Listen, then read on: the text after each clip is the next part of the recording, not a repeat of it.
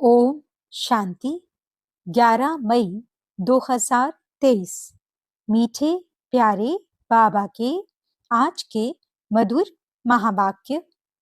आज की मुरली के कुछ मुख्य पॉइंट्स।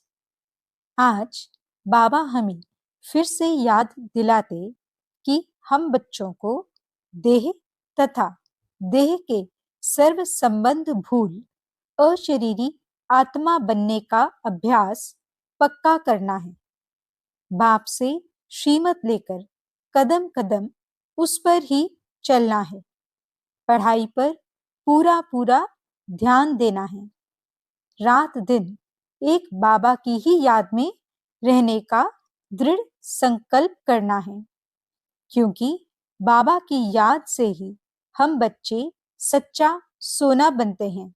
धंधा धोरी करते बाप और स्वर्ग को याद करते रहने से हम बच्चे शिवालय के मालिक बन जाते हैं। तो चलिए सुनते हैं आज की बाबा की मीठी प्यारी मुरली। ओम शांति। बाबा कहते, मीठे बच्चे, पहले अपने ऊपर रहम करो, फिर आपका फर्ज है अपने परिवार को स्वर्ग में चलने का सही रास्ता बताना। इसलिए उन्हें भी लायक बनाने का पूरा पुरुषार्थ करो। प्रश्न: तुम किस रेस के आधार से शिवालय के मालिक बन जाएंगे? उत्तर: फॉलो फादर मदर। सिर्फ एक जन्म पवित्रता की प्रतिज्ञा करो, नरक से दिल हटा दो। शिव बाबा तुम्हारे लिए शिवालय स्थापन कर रहे हैं, जहां तुम चैतन्य में राज्य करेंगे। धंधादौरी करते बाप और स्वर्ग को याद करने से राजाई का तिलक मिल जाएगा, अर्थात शिवालय के मालिक बन जाएंगे। गीत: तुम ही हो माता पिता, तुम ही हो। ओम शांति। कुछ न कुछ कहना पड़ता है। ओम शांति या शिवाय नमः, परमात्माय नमः कहते हैं ना। ओम शांति हम कहते हैं। यह है अपना और बाप का परिचय देना। वह महिमा भक्त लोग करते हैं। त्वमेव माताश्च पिता, तुम तो बच्चे हो जिसकी महिमा भक्त लोग भक्ति मार्ग में करते हैं। आज वह बाप आपके सम्मुख बैठा हुआ है। जरूर सम्मुख था, अब फिर सम्मुख बैठे हुए हैं। ये बातें अभी तुम बच्चे ही जानते हो, भक्त नहीं जानते हैं। तुम बच्चे जानते हो एक ही बाप है जिसकी महिमा हो रही है। वह बाप तुम बच्चों को कितना सुख दे रहे हैं, जो तुम फिर 21 जन्मों के लिए कभी दुखी नहीं होने वाले हो। ऐसे बाप के सम्मुख तुम बैठे हो। तुम जानते हो यह हमारा बेहद का बाप है, जो हमको स्वर्ग के सुख देने लिए सर्विस कर रहे हैं। बाप हमेशा बच्चों को रचकर उन्हों की सेवा कर लायक बनाते हैं। बाप जैसे कि बच्चों का गुलाम बन जाता है। लौकिक बाप भी बच्चों की पालना करने में कितनी मेहनत करते हैं। रात दिन ये चिंतन रहता है कि बच्चों की सेवा कर बच्चों को लायक बनाएं। वो हैं हद की रचना के गुलाम। यह है फिर बेहद का बाप। यह भी कहते हैं, बच्चे पूरा फॉलो करो और पूरा वर्षा लेकर स्वर्ग के मालिक बनो। बच्चों पर हमेशा रहम करना होता है। जो सेंसिबल बाप होगा वह कहेगा, बच्चों को भी क्यों न साथ साथ ये सच्ची कमाई भी कराएं। लौकिक बच्चों की स्थूल पालना तो आधा कल्प से करते हैं। बच्चों की पालना कर बड़ा बनाया, लायक बनाया। बच्चों के लिए विल किया, बस शरीर छोड़ा, जाकर दूसरा जन्म लेंगे। वह हुआ हद का बाप। यह है फिर बेहद का बाप। वह हद का ब्रह्मा है। रचना रच फिर उनका गुलाम बनते हैं। बहुत मेहनत करनी पड़ती है। कहाँ बच्चे कुसंग में खराब न हो जाएं, नाम बदनाम न करें। परंतु वह हो गया अल्पकाल का सुख। उन्हें यह पता नहीं बच्चा सपूत निकलेगा या कपूत। कई ऐसे कपूत निकलते हैं जो एकदम खाना खराब कर देते हैं। बाप की मिल्कियत को एकदम उड़ाकर चट कर देते हैं। इसलिए बड़ी संभाल करनी पड़ती है। बेहद के बाप को कितना फुरना रहता है। कहते हैं तुम भी वर्षा लो और अपनी रचना को भी वर्षा दो, परंतु फिर भी कपूत बच्चे होते हैं तो बाप का कहना नहीं मानते हैं। बाप कहते हैं पढ़ाई करो तो पढ़ते नहीं, पवित्र नहीं बनते। कोई मुश्किल कोटों में कोई में भी कोई आज्ञाकारी निकलते हैं। यहाँ तो श्रीमत मिलती है। तुम मात पिता ये एक की ही महिमा है, परंतु मनुष्य न जानने कारण श्री कृष्ण के आगे, लक्ष्मी नारायण के आगे कहेंगे तुम मात पिता। यह भी अंधश्रद्धा है। अब लक्ष्मी नारायण प्रारब्ध भोगते हैं, उनको अपने बच्चे हैं, हम उनको कैसे कहते हैं तुम मात पिता। वास्तव में यह महिमा एक की ही है। गीत में सुना कि ऊंचे ते ऊंचा है शिव बाबा, सबका सदगति दाता, सबको शांति धाम सुख धाम में ले जाने वाला। तो ऐसे बाप की श्रीमत पर जरूर चलना चाहिए। समझते भी हैं माता पिता से ही 21 जन्मों के लिए सुख घनेरे मिलते हैं, परंतु ऐसी श्रीमत पर कोई मुश्किल चलता है, बहुत ऊंचा वर्षा मिलता है। बाप कहते हैं मैं तुम बच्चों के लिए हथेली पर बहिश्त लाया हूं। जब श्रीमत पर चलो तब लायक बनो। कदम कदम पर मत लेनी है। मत पर नहीं चलते तो ऊंच पद पा न सके। स्वर्ग में लक्ष्मी नारायण का राज्य था, ये किसको पता ही नहीं। आगे हम भी कहते थे फलाना स्वर्गवासी हुआ, अथवा सन्यासी कोई मरेंगे तो कहेंगे ज्योति ज्योत समाया, परंतु जाता कोई नहीं है। जीवन मुक्ति व मुक्तिदाता एक ही बाप है। वह न आए तब तक कोई जा न सके। वह है निराकारी दुनिया। निराकारी बाप और निराकारी आत्माएं वहां रहती हैं, जिसको परम धाम भी कहा जाता है। साइंस घमंडी समझते हैं यहाँ ही जन्मते और मरते हैं, जैसे मच्छर। सृष्टि के चक्र का किसको भी पता ही नहीं। सर्वव्यापी के ज्ञान से कोई कुछ भी समझ न सके। अब तुमको बाप मिला है, कहते हैं बच्चे अब वापस चलो। मैं कल्प पहले मुआफिक सबको ले जाने आया हूँ। तुम्हारी आत्मा में बहुत खाद पड़ी है।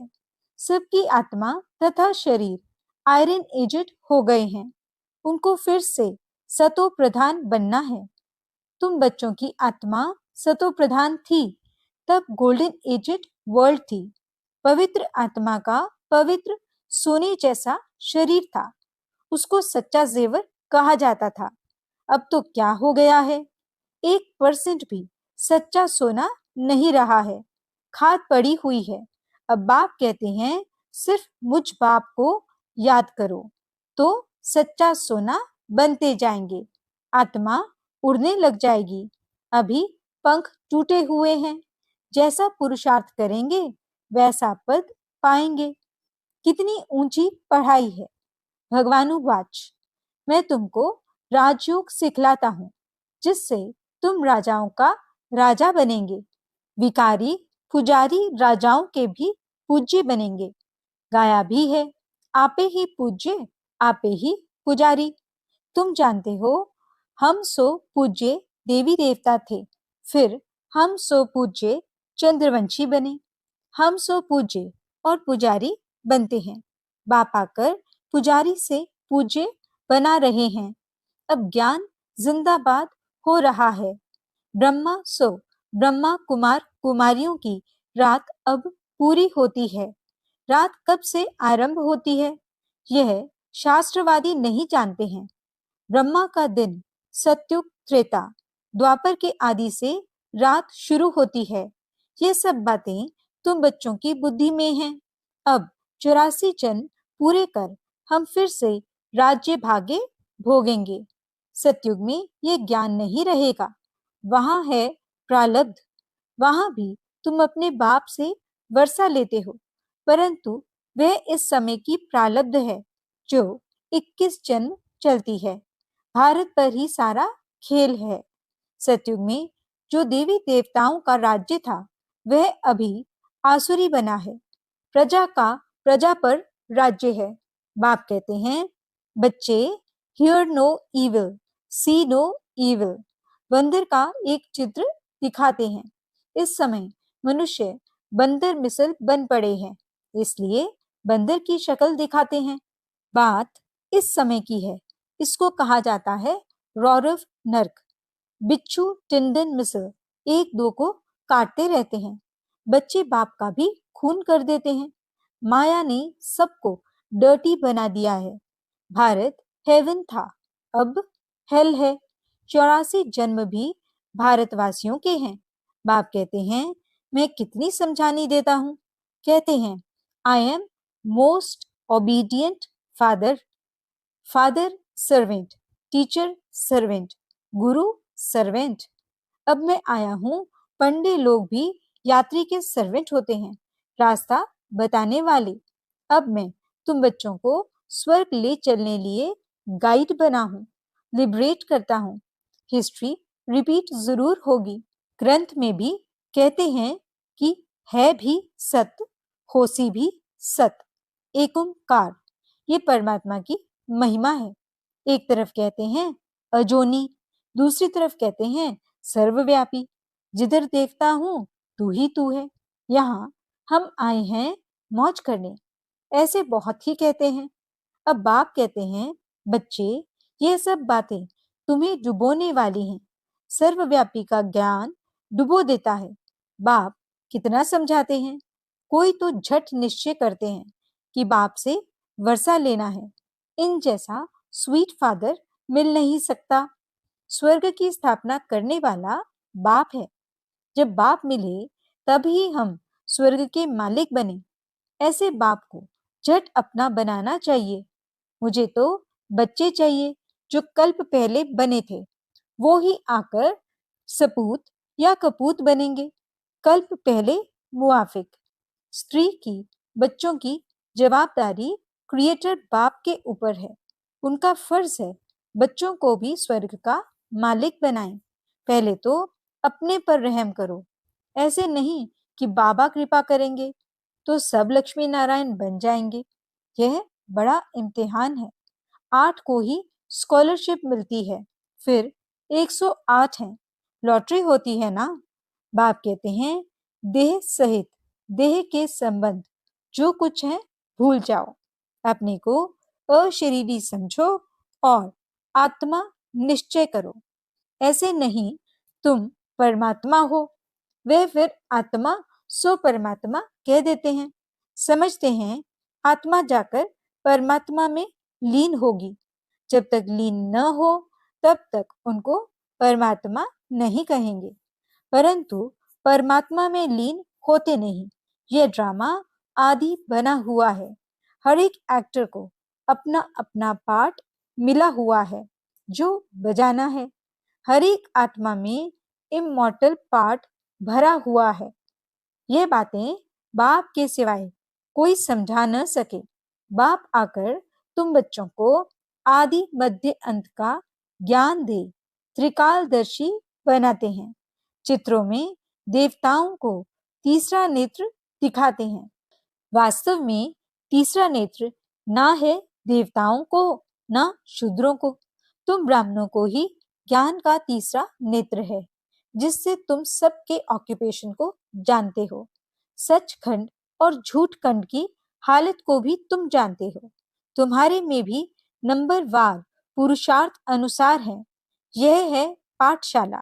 इसमें अंधश्रद्धा की कोई बात नहीं है।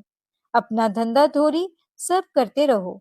सिर्फ अपने बाप को और स्वर्ग को याद करो तो तुम्हारे ऊपर राजाई का तिलक आ जाएगा। आत्मा ही याद करती है। संस्कार आत्मा में है। आत्मा से ही बात करते हैं। मैं तुम्हारा बाप हूँ। कल्प पहले भी तुमने वर्षा लिया था। सूर्यवंशी राज्य किया था, फिर चंद्रवंशी में गए। कलाएं कमती होती जाती हैं, फिर वैश्य शूद्र बने। अब स्मृति आई है कि नाटक पूरा हुआ है। मामेकम याद करो तो विकर्म विनाश होंगे। श्रीमत पर न चले, देह अभिमान आया तो लगी चोट। फिर बृहस्पति की दशा बदलकर राहु का ग्रहण बैठ जाता है। फारकती दी तो रौरव नरकवासी बन जाते हैं। बाप कहते हैं ऊंच पद पाना है तो रेस करो, अभी ऊंच पद पाएंगे तो कल्प कल्प पाते रहेंगे। सिर्फ एक जन्म के लिए पवित्रता की प्रतिज्ञा करो तो 21 जन्म स्वर्ग के मालिक बनेंगे। अब नरक से दिल को हटा दो। शिव बाबा तुम्हारे लिए शिवालय स्थापन कर रहे हैं जहां तुम चैतन्य देवताएं राज्य करेंगे। तो क्या शिवालय का मालिक बनने चाहते हो? फॉलो मदर फादर, जो कुछ है सब तुम बच्चों के लिए है। राजा भी तुम बनेंगे, तुम ही थे, अब रंक बने हो। और धर्म वालों की बात नहीं, देवी देवता धर्म वाले ही और धर्मों में कन्वर्ट हो गए हैं, इसलिए हिंदुओं की संख्या कम हो गई है। नहीं तो भारत की संख्या सबसे जास्ती होनी चाहिए।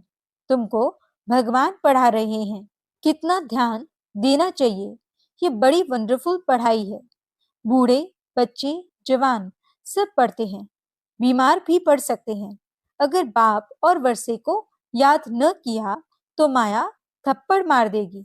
ब्लड से लिख देना चाहिए, मैं रात दिन बाबा को याद करूंगा, शिव बाबा का हाथ पूरा पकड़ूंगा, जो बाबा कहेगा सो करूंगा। शिव बाबा कहते हैं बच्चों की संभाल करो, जो बचे उनसे 2 मुट्ठी शिव बाबा की सर्विस में लगा दो। फिर उनका एवजा तुमको इतना मिलेगा जितना साहूकार का लाख देने से बनेगा। प्रत्यक्ष फल मिल जाता है। अच्छा, माता पिता बाप दादा का मीठे मीठे सिकिलते बच्चों प्रति याद प्यार और गुड मॉर्निंग। रूहानी बाप की रूहानी बच्चों को नमस्ते। हम रूहानी बच्चों की रूहानी बाप दादा को दिल व जान सिक व प्रेम से नमस्ते नमस्ते नमस्ते जी। धारणा के लिए मुख्य सार। पहला पॉइंट, देह तथा देह के सर्व संबंध भूल अशरीरी आत्मा बनने का अभ्यास करना है। बाप से श्रीमत लेकर कदम कदम उस पर चलना है। दूसरा पॉइंट, पढ़ाई पर पूरा पूरा ध्यान देना है। दृढ़ संकल्प करना है कि रात दिन एक बाबा की ही याद में रहूंगा और बाबा जो कहेंगे वह अवश्य करूंगा। Hear no evil, see no evil। वरदान, एक क्षमा के पीछे परवाने बन फिदा होने वाले कोटों में कोई श्रेष्ठ आत्मा भव। सारे विश्व के अंदर हम कोटों में कोई में भी कोई श्रेष्ठ आत्माएं हैं, जिन्होंने स्वयं अनुभव करके ये महसूस किया है कि हम कल्प पहले वाली वही श्रेष्ठ आत्माएं हैं, जिन्होंने स्वयं को पाप क्षमा के पीछे फिदा किया है। वे चक्र लगाने वाले नहीं, परवाने बन फिदा होने वाले हैं। फिदा होना अर्थात मर जाना, तो ऐसे जल मरने वाले परवाने होना, जलना ही बाप का बनना है। जलना अर्थात संपूर्ण परिवर्तन होना। स्लोगन, बाबा के मिलन की और सर्व प्राप्तियों की मौज में रहना ही संगम युग की विशेषता है। अच्छा, ओम शांति।